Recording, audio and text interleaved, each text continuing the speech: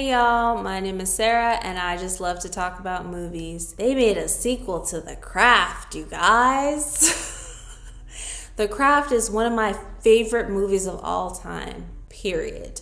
So I was excited to see this version because I was hoping that they would keep certain things, let certain things go, modernize other things, you know. So at the beginning of the movie, you get to see our three main protagonists, Tabby, Frankie, and Lourdes. Very excited. You get to see a bit of their personalities while they go through the ritual of attracting their fourth. You get to learn about how long that they've been practicing, where each of them sit within it. So it's very cute little intro, not at all like the beginning of The Craft, which is way darker and scarier. Lily is traveling with her mom to the new town, and that's where we learn Lily's mother, Helen, has been doing the online long distance dating, and she's going to meet the man that she's been dating online, David Duchovny, which, girl, what? Name is Adam.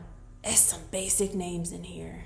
Anyway, to meet him and to move in with him. He is a single father. He's got 3 boys. She's a single mother. Lily is her only child. They meet for the first time in person. It's awkward.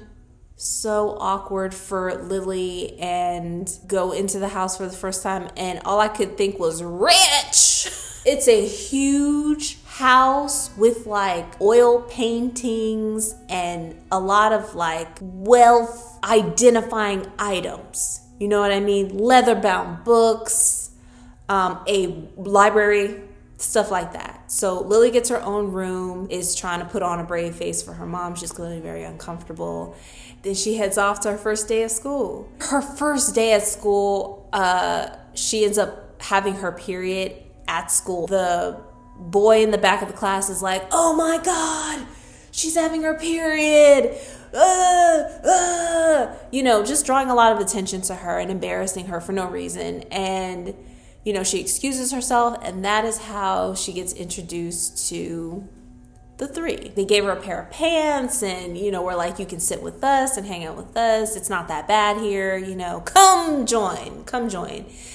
And it's there that they notice that she's wearing a necklace that is a symbol that's a part of their spirituality, we'll say. And they introduce themselves. I am this is me.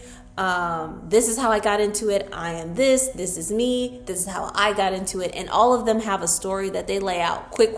It's kind of like in a superhero movie where, you know, you want to introduce their characters, their abilities, and their backstory super fast, because you want to get people on board really fast so that they know whether or not who they identify with, who they relate to more. So they introduce themselves to her. They become closer, spend more time together, do the witchy things together. Things are happening magically, spiritually.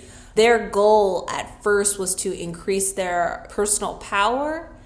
And it started happening, being able to communicate with each other telepathically, their spells working, stuff like that. In addition to them just hanging out, spending time together, not doing anything in particular, just kind of hanging out throughout the whole movie, things start intensifying and they start using their powers for personal reasons. They influence the bully boy to be more open-minded, they say. And Lily casts a love spell. It seems to be working until he takes his own life suddenly and without warning. Lily starts to become more and more afraid. She has nightmares. There's a lot of jump scares. One of her new brothers is a sleepwalker, and he was just like standing in her bedroom at night. Personal secrets that are revealed. The other girls, similar to in the first movie, decide to cast a spell against Lily to prevent her from being able to use her powers. Unfortunately, that leaves her vulnerable to the evil that's been stalking her this entire time. More secrets are revealed. There's a final confrontation, very Charmed style. You know, they persevere and they win. And then Helen and Lily, I guess they're not moving away, but they are moving out of there. So the story ends with Lily meeting her birth mother. She learns that her mother is her adopted mother and that her birth mother was committed while she was pregnant. And when she was born, her adopted mother, who worked as a nurse during that time, decided to adopt her and raise her as her own.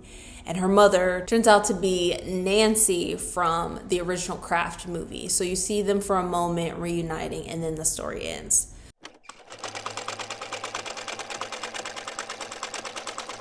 I was not satisfied, and I demand satisfaction. The Craft is an iconic film. Whether or not you like the story or like the characters, or you have an issue with the content or the witchcrafty thing or how they used it or whatever, it is an iconic film. What they appeared to do to me was take every keyword that might generate interest in this movie and make space for it. The Craft, 1997, The Craft is scary.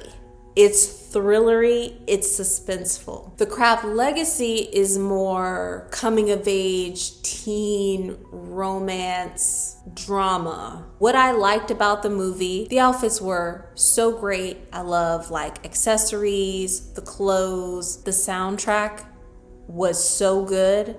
That I did add to my music library. I was like, let me find out who, designed the music for this film. And it was so great, and I think a great fit for the tone of the movie, which is very, young and bouncy, but also suspenseful in certain places, dramatic in certain places. I love the track with the choir. I think that was a great addition to that moment. Unfortunately, there just wasn't enough.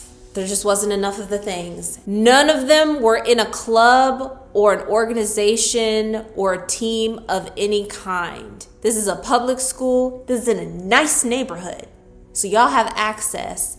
It's not a Catholic school like in the other movie. And they all grew up together. So the fact that at this point they were not a part of no other kind of nothing was a bit of a to me. They can't just be like, oh, she seems cool, let's just ask her to hang out. We had to have, this is how they meet. Having your period is nothing to be ashamed of. Yes, girl, we know that.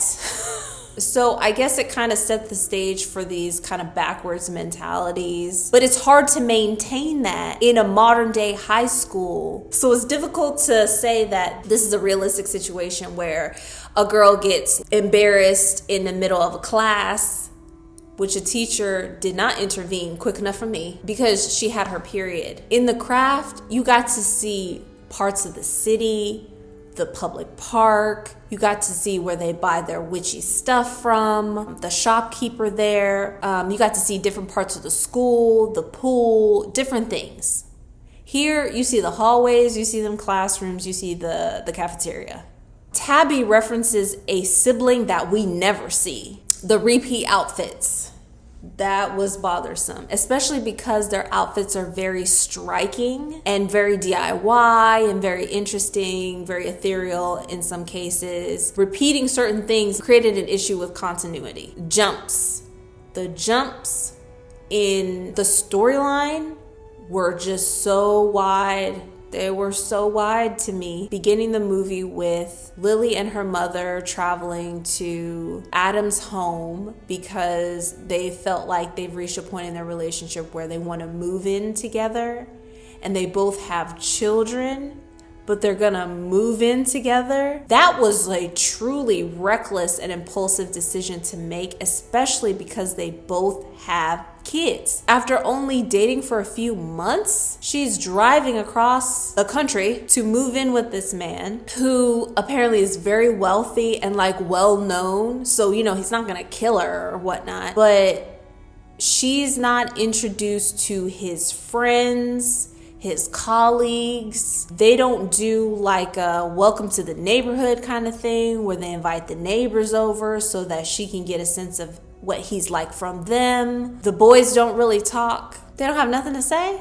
Mostly at the school is where the middle one talks, but not so much the older one, not so much the younger one. And when they did have lines, it was cryptic dialogue. You know, there were those awkward teenage interactions where, you know, Lily thinks she heard something and then she goes to investigate it and it wasn't what she thought she heard, and that's awkward. That felt more like relatable and realistic than a lot of the other things. The fact that nobody else has a home that we see, so we don't really get a sense of who they are other than what they're projecting, what they're saying that they are. And that wasn't enough for me. You know, in the previous Craft movie, we know that Rochelle's family got money and she's not concerned about nothing other than that, you know what, that she was on the swim team with. Nancy, on the other hand, lived in a trailer park and was dealing with a whole lot of BS. So we know that about her. You know, that helps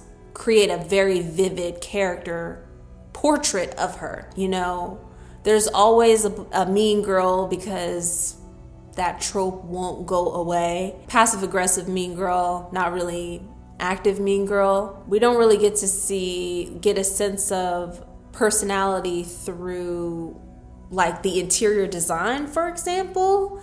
Like Lily's room is plain and it stays plain. No posters of her favorite like musicians or performers, or do she like music? Does she like to read? We don't know. Timmy taking his own life, which you don't see it. They just sort of announce it, and next thing you know, they're attending his funeral. Was like, what? What do you mean? Not that can't happen suddenly, but you've made us care about this character.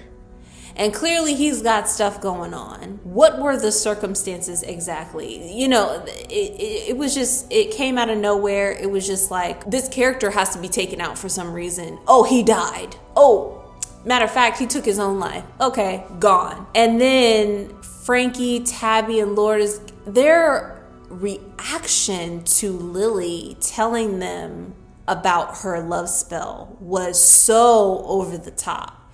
It was so over the top. They stopped speaking to her and they bound her powers. That was so over the top for what she did that it took me completely out of the story. She genuinely liked that boy, obviously, and, you know, was going to come clean about it. I think it was only a spell she cast like for a day. It was literally one day after, and their spell had been running for several days. They blamed her for his death, that her spell interfered with their spell and somehow that caused his death. They're gonna totally and completely isolate her powers, not speaking to her, not letting her have their support. And somehow that's better than what she did. That's an appropriate response because she just moved there. She has no one but her mother.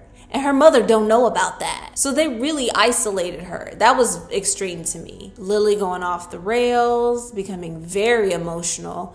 And because we don't know much about her and her reactions have been quite mild, it was difficult to tell how she dealt with stress. Like, we know in the Craft movie, we know how Sarah deals with stress. Not very well. And then the biggest okie doke, finding out that Adam was like a wizard or a warlock and had lured her there because he found out who her birth mother was and orchestrated this elaborate fantasy relationship with Helen, having them move into the house, having her go to the same school with his boys and say, guess she's gonna be my stepsister. You know, this whole thing visibly, like publicly. The whole point was to try to absorb her powers and then, I guess, kill her. That seemed to be where he was going with that. I felt like by the end of the movie, we had entered an early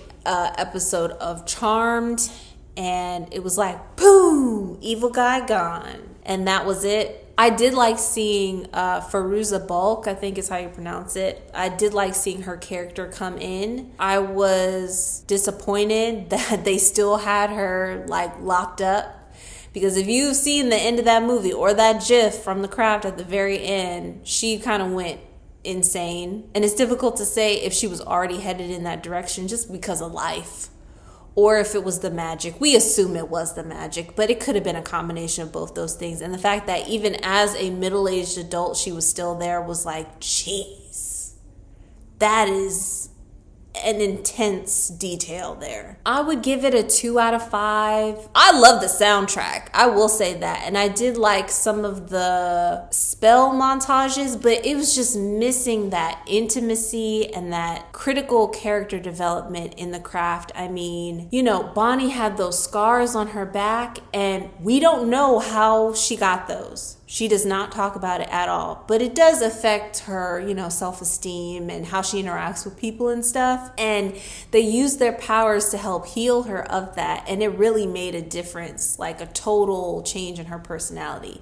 Here, it was like, I see someone getting bullied, so I'm going to kind of intervene in a comedic, easy kind of a way. Y'all are going to be like the unsung heroes of your high school. Is that the goal? But you guys let me know what you think. I would really appreciate knowing what you guys think about this movie, because I was like, ugh. I did add it to my collection, though, as I said. But you guys let me know what you think. And thank you all for spending your time here with me today. I really appreciate it. And I'll see you guys next time.